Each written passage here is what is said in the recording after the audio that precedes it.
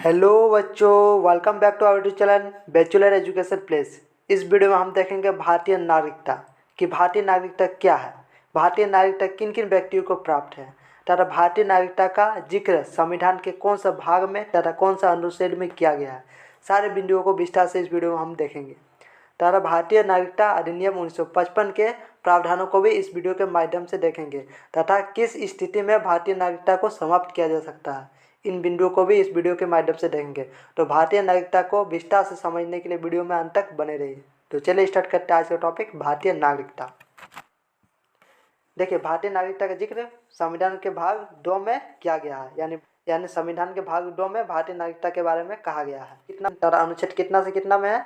अनुच्छेद 5 से 11 में, यानी अनुच्छेद 5 से 11 में भारतीय नागरिकता के प्रावधानों को बताया गया है। यानी अनुच्छेद 5 से 11 में भारतीय नागरिकता के प्रावधानों को बताया गया है कि किस शर्त पर भारतीय नागरिकता कोई भी व्यक्ति हो सकता है और किस शर्त पर नहीं। तो चलिए एक एक करके समझते हैं। पहला, अनुच्छेद 5, संविधान के प्रारंभ में नागरिकता, यानी जब संविधान बना तो उस समय भारत का नागरिक कौन कहलाएगा। चलिए देखते हैं। अनुच्छेद 5 के अनुसार, इसके अनुसार नागरिकता उन व्यक्तियों को पालन की जाती है जिनका भारतीय क्षेत्र में अधिवास हो और वह जिनका जन्म भारतीय क्षेत्र में हुआ हो। नंबर 2, जिनका माता पिता में से किसी का जन्म भारतीय क्षेत्र में हुआ हो। नंबर 3, जो संविधान के लागू होने से कम 5 साल तक भारत का निवासी रहा हो। यानी अनुच्छेद 5 के अनुसार कहा गया है कि वे लोग भारत के नागरिक कहलाएंगे जिनका जन्म भारतीय क्षेत्र में हुआ हो, तथा यदि उनका जन्म भारतीय क्षेत्र में नहीं हुआ तो उनका माता पिता में से किसी का जन्म भारतीय क्षेत्र में हुआ हो, तथा जो संविधान के लागू होने से कम 5 साल पहले भारत का नागरिक हो अर्थात निवासी हो, तो उन व्यक्तियों को क्या नागरिकता प्रदान की जाएगी। इस प्रकार अनुच्छेद 5 के अनुसार भारतीय नागरिकता किन्हें प्राप्त है? जिनका जन्म भारतीय क्षेत्र में हुआ हो, जिनका माता पिता में से किसी का जन्म क्या हो भारत में हुआ हो, अर्थात जो संविधान के लागू होने से कम 5 साल पहले क्या भारत में निवास करता हो, तो उन सारे व्यक्तियों को भारतीय नागरिकता प्राप्त होगी। चलिए अनुच्छेद 6 को देखते हैं। देखिए अनुच्छेद 6 क्या कहता है।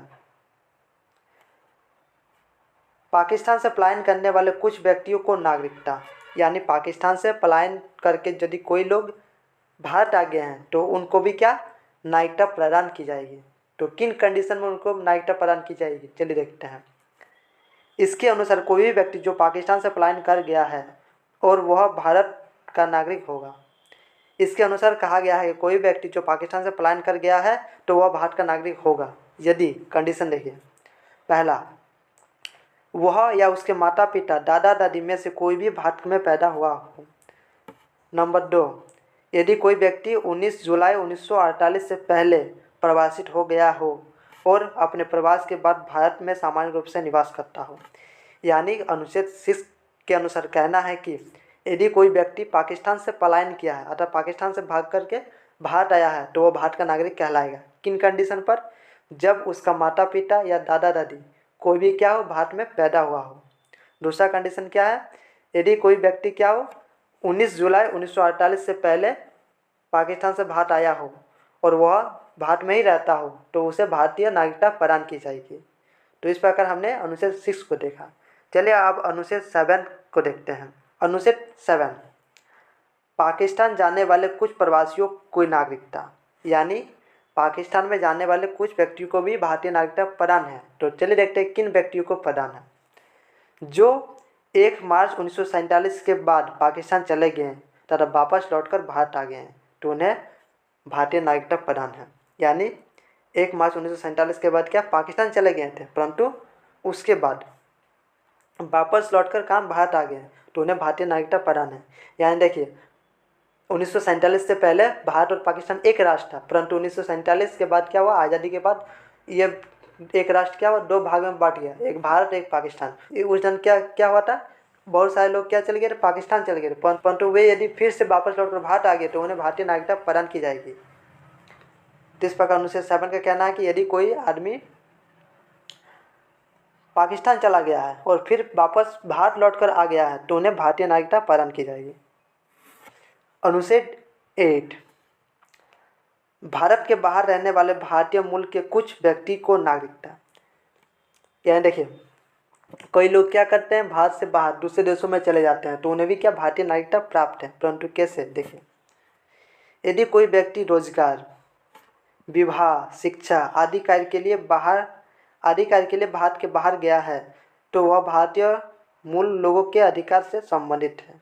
मतलब देखिए, अनुच्छेद 8 के अनुसार कहना है, यदि कोई व्यक्ति भारतीय है और वह यदि रोजगार की तलाश में, विवाह के सिलसिले में तथा शिक्षा ग्रहण करने के लिए विदेश गया है तो उन्हें भारतीय नागरिकता प्राप्त होगी। कोई भी आदमी यदि भारतीय है और वो विदेश कोई काम करने गया है या शिक्षा ग्रहण करने गया है या विवाह में शामिल होने गया तो उन्हें भारतीय नागरिकता प्राप्त होगी। ऐसा नहीं है कि वह यदि अमेरिका गया तो वह अमेरिका के निवासी बन जाएगा, उसे वह भारतीय नागरिकता ही कहलाएगी। अनुच्छेद 9, स्वेच्छा से किसी विदेशी देश की नागरिकता प्राप्त करने वाले लोग भारतीय नागरिक नहीं होंगे।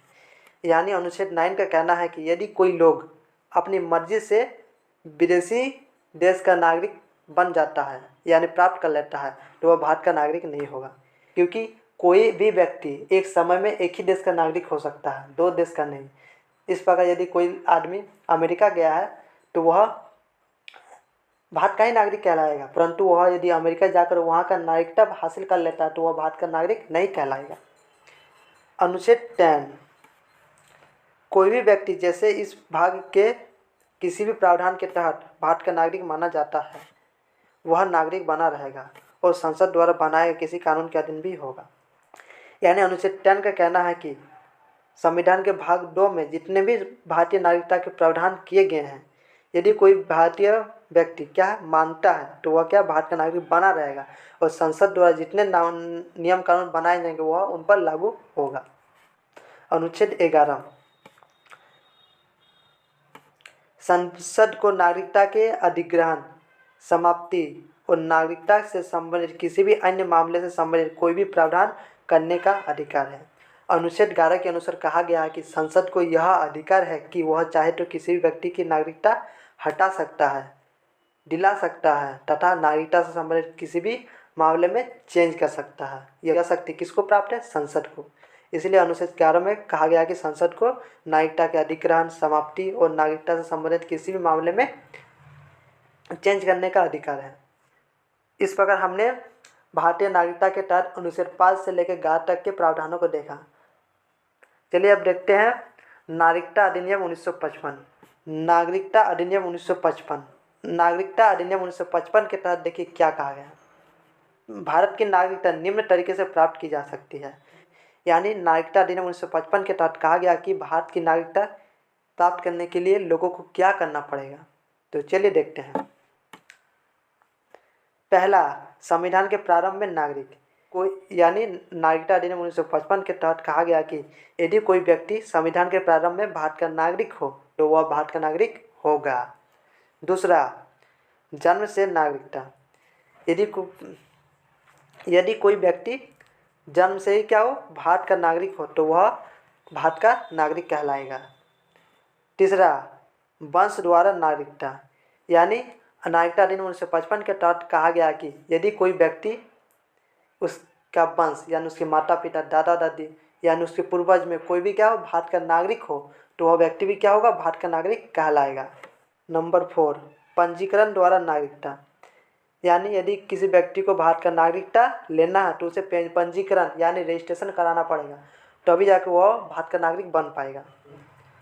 नंबर 5, प्राकृतिकरण द्वारा नागरिकता, यानी कोई व्यक्ति जिनका धन दौलत, प्राकृति यानी खेत खलिहान ये सब भूमि वगैरह क्या भारत में है तो यकीनन है कि उसके पूर्वज भी भारत में रहे थे, तभी जाके उनके पास क्या है, प्राकृतिकरण है, यानी प्राकृतिक चीज़ उपलब्ध है।